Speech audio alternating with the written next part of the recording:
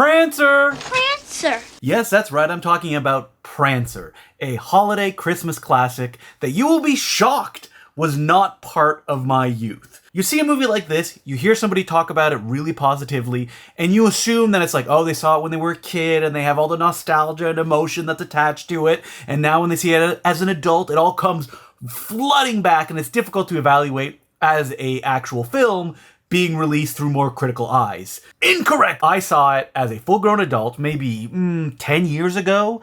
I think it was a friend wrote a review on Letterboxd, and it was so positive. I was like, you know what? I will check out this movie that really doesn't interest me in any way, shape, or form. A little girl finds a reindeer. She thinks it's Prancer, Santa's reindeer that escaped, and she needs to take care of him and get him back to Santa before Christmas happens. That sounds so schmaltzy and uninteresting to me. If I was a kid and I loved reindeers and I believed in Santa, who is completely real, I would check it out. But as an adult, meh. Not really, except the thing that really got me interested was that it was directed by John Hancock. And you may not be familiar with that name, but you've probably seen one of his movies. He directed the excellent Let's Scare Jessica to Death.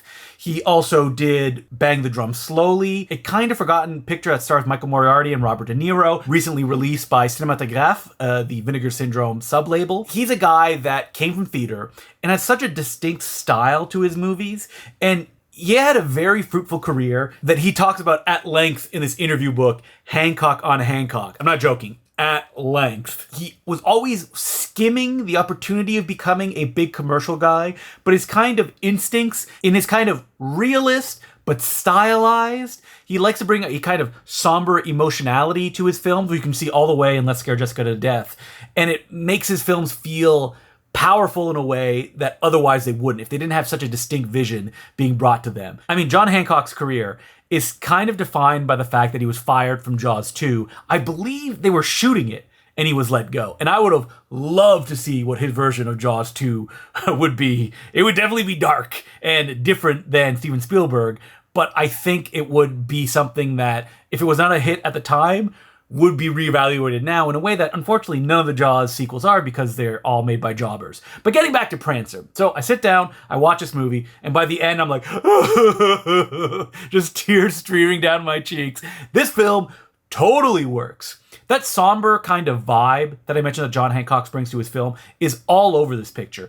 He says in that book that I just showed that the script to him read kind of like an E.T. ripoff. It was too schmaltzy, and that what he really wanted to do in a rewrite that he did with his partner Dorothy was to bring a kind of realism. He brought a lot of elements from his own life into the film, and what it becomes is kind of a daughter-father relationship drama where the daughter has this big fantastical thing that she wants to achieve, but the father, played by the excellent Sam Elliott, has such gravitas and emotional turmoil as he has to make a really tough decision because he's not making any money.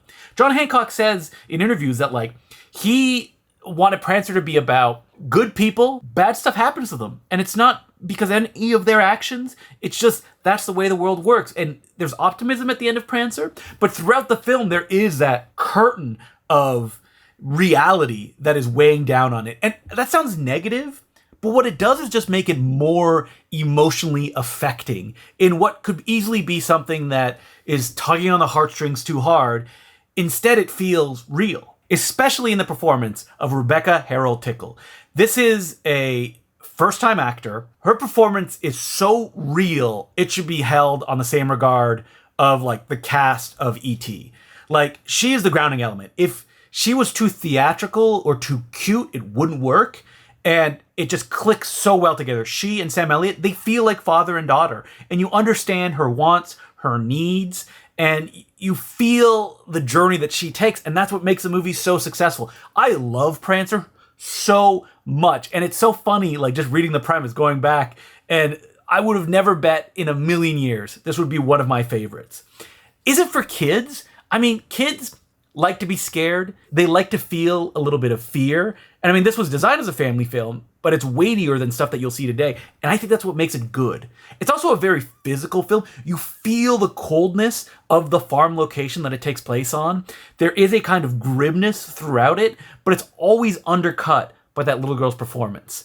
and that she is that shining hope of light that brings you to the end of the movie, where, of course, it is a family film. It ends in exactly the way that you want it to. So Prancer, Christmas family classic. I love it so much. I don't know if I've said that enough times in this movie, and I hope you will too. Question: what is your favorite family Christmas film? Like one that you loved as a kid, or that your family, like your kids, love watching every year? Please don't let it be Jim Carrey's The Grinch. Anyway, if it is The Grinch or it's another film, let me know below in the comments, and I'll see you tomorrow with another Christmas movie.